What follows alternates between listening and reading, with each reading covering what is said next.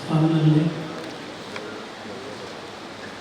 ಪ್ರಧಾನಮಂತ್ರಿ ಕಿಸಾನ್ ಸಮ್ಮಾನ್ ನಿಧಿ ಯೋಜನೆಯ 19ನೇ ಕಂತು ದೇಶದ ಗೌರವಾನ್ವಿತ ಪ್ರಧಾನಮಂತ್ರಿಗಳಾಗಿರ್ತಕ್ಕಂಥ ನರೇಂದ್ರ ಮೋದಿಯವರು ಈ ದಿನ ಬಿಹಾರದಲ್ಲಿ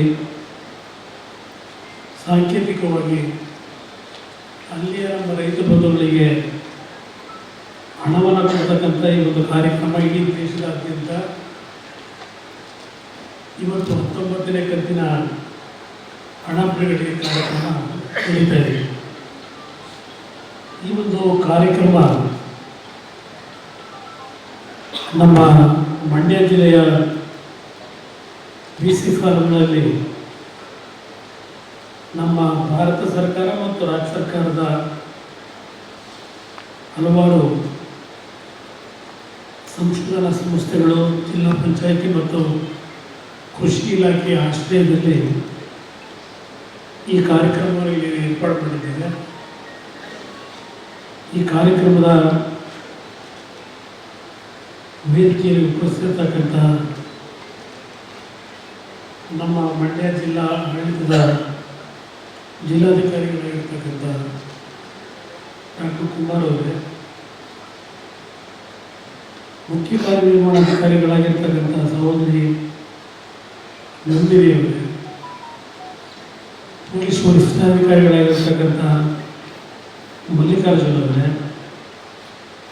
ವಿಧಾನಸಭೆಯ ಸದಸ್ಯರು ಮುಖ್ಯವಾಗಿರ್ತಕ್ಕಂಥ ಮಂಜು ಅವರೇ, ವಿಧಾನ ಪರಿಷತ್ತಿನ ಸದಸ್ಯರಾಗಿರ್ತಕ್ಕಂಥ ವಿವೇಕ್ ಅವರೇ, ಮಂಡ್ಯ ಜಿಲ್ಲೆಯ ನಗರಸಭೆಯ ಅಧ್ಯಕ್ಷರ ಹಾಗೂ ಈ ಒಂದು ವೇದಿಕೆ ಮೇಲೆ ಉಪಸ್ಥಿತಕ್ಕಂಥ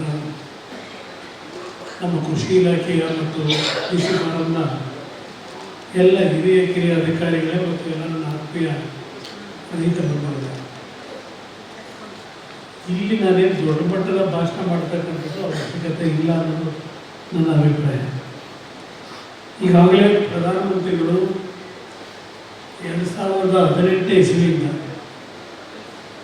ಈ ಒಂದು ಕಿಸಾನ್ ಸಮ್ಮಾನ್ ಕಾರ್ಯಕ್ರಮವನ್ನು ಪ್ರತಿ ವರ್ಷ ರೈತರ ಒಂದು ಕೃಷಿ ಚಟುವಟಿಕೆಗಳಿಗೆ ಪ್ರೋತ್ಸಾಹ ಕೊಡಲಿಕ್ಕೆ ವರ್ಷದಲ್ಲಿ 3 ಕಂತುಗಳು 2,000 ರೂಪಾಯಿ ಥರ ಕೊಡ್ತಕ್ಕಂಥ ಒಂದು ಕಾರ್ಯಕ್ರಮವನ್ನು ಇಟ್ಟರು. 6,000 ರೂಪಾಯಿಗಳನ್ನು ಪ್ರತಿ ವರ್ಷ ನಮ್ಮ ರೈತರಿಗೆ ಕೃಷಿ ಚಟುವಟಿಕೆಯಲ್ಲಿ ಪ್ರೋತ್ಸಾಹ ಕೊಡ್ತಕ್ಕಂಥ ಯೋಜನೆಯನ್ನು ತಂದಿದ್ದಾರೆ. ಇವತ್ತು 19ನೇ ಕಂತಿನ ಕಾರ್ಯಕ್ರಮ ಏನಿದೆ, ಈ 19ನೇ ಕಂತಿನಲ್ಲಿ ದೇಶದ ಸುಮಾರು 11 ಕೋಟಿಯ ಕೃಷಿಕ ಬಂಧುಗಳು ಈ ಒಂದು ಹಣದ ನೆರವನ್ನು ಪಡೀತಾ ಇದ್ದಾರೆ. ಅದರ ಜೊತೆಗೆ ಕರ್ನಾಟಕದಲ್ಲೂ ಸಹ ನಮ್ಮ ರೈತರು ಕಳೆದ 2018ರಿಂದ ವರ್ಷ ಸುಮಾರು 17-18 ಸಾವಿರ ಕೋಟಿ ರೂಪಾಯಿಗಳ ನೆರವು ನಮ್ಮ ರೈತರಿಗೆ ಬಂದಿರತಕ್ಕಂಥದ್ದು. ಜೊತೆಗೆ ನಮ್ಮ ಮಂಡ್ಯ ಜಿಲ್ಲೆಯಲ್ಲಿ ಇವತ್ತಿನ ಕಂತನ್ನು ಒಳಗೊಂಡಂತೆ ಸುಮಾರು 900 ಕೋಟಿ ನಮ್ಮ ರೈತ ಬಂಧುಗಳಿಗೆ, ಸುಮಾರು 2,24,000 ರೈತ ಬಂಧುಗಳಿಗೆ ಈ ಒಂದು ಹಣದ ನೆರವು ದೊರಕ್ತಾ ಇರತಕ್ಕಂಥದ್ದನ್ನು ಈ ಸಂದರ್ಭದಲ್ಲಿ ಸ್ಮರಿಸಲಿಕ್ಕೆ ಬಯಸ್ತಾ ಇದ್ದೇನೆ.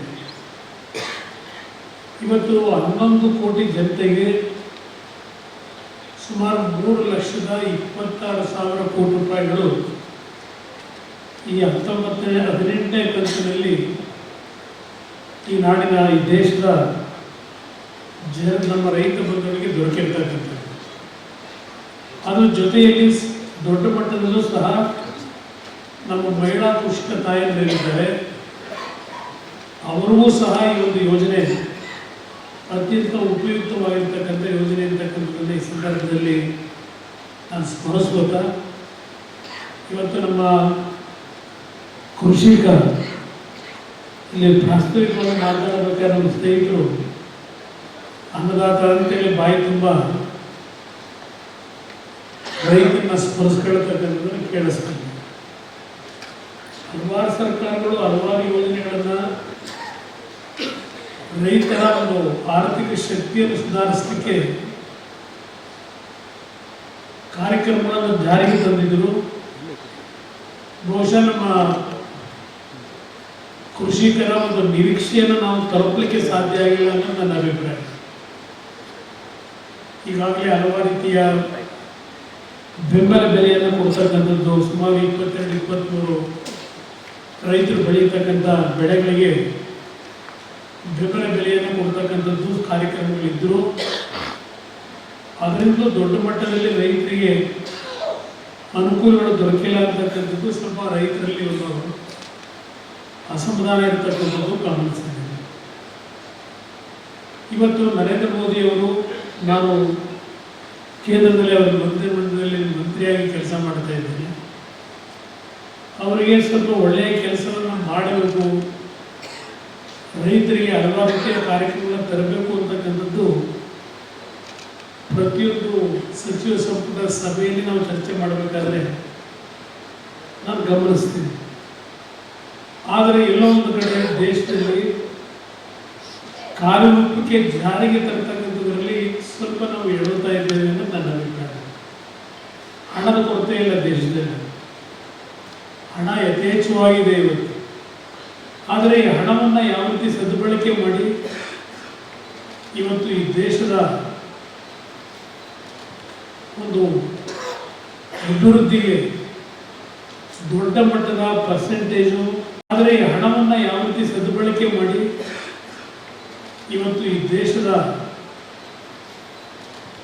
ಒಂದು ಅಭಿವೃದ್ಧಿಗೆ ದೊಡ್ಡ ಮಟ್ಟದ ಪರ್ಸೆಂಟೇಜು ದೇಣಿಗೆ ಕೊಡ್ತಕ್ಕಂಥದ್ದು ನಮ್ಮ ರೈತ ಬಂಧುಗಳು ಅಂತಕ್ಕಂಥ ನಾವ್ಯಾರು ಮರಲಿಕ್ಕಾಗಲ್ಲ. ಸರ್ಕಾರದ ನೌಕರಿ ಮತ್ತು ಖಾಸಗಿ ನೌಕರಿ ಇರ್ತಕ್ಕಂಥವರು ಬಹುಶಃ 8% ಇರ್ಬೋದು.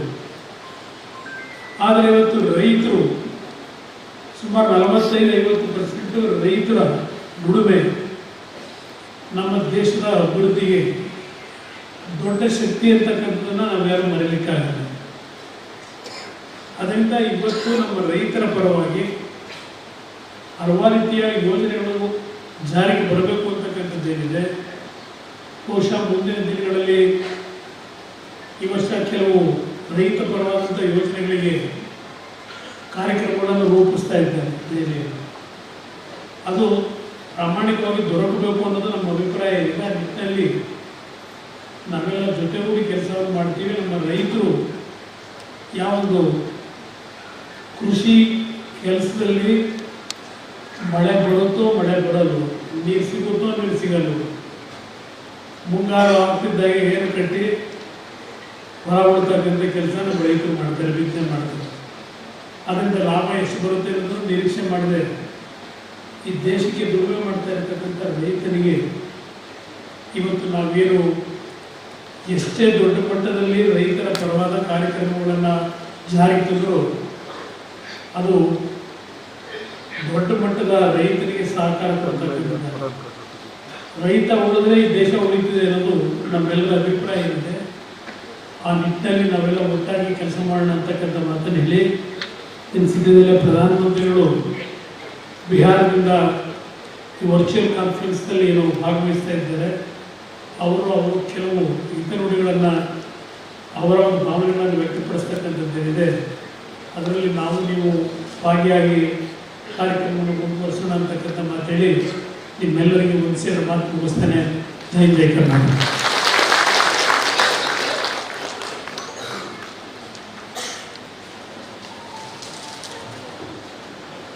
ಮುಂದಿನ ಮಗ ಎನ್ನುವ ಮಾತು ಕೇವಲ ಮಾತನಾಡಿದರೆ ಸಾಲದು, ಅದನ್ನು ಕೃತಿಯಲ್ಲೂ ಸಹ ತರದೇ ಮಾಡೋದಕ್ಕೆ ಕುಮಾರಣ್ಣ ಅವರೊಂದು ಜೀವಂತ ನಿದರ್ಶನ. ಅವರ ಆರೋಗ್ಯದ ಸ್ಥಿತಿಯ ಒತ್ತಡದಲ್ಲಿಯೂ ಸಹ ಈ ಕಾರ್ಯಕ್ರಮಕ್ಕೆ ಆಗಮಿಸಿ ರೈತರನ್ನು ಉದ್ದೇಶಿಸಿ ಹಿತವಚನಗಳನ್ನು ಮತ್ತು ರೈತರಿಗೆ ಆಶಾದಾಯಕ ಮಾತನಾಡಿದಂಥ ಕುಮಾರಣ್ಣ ಅವರಿಗೆ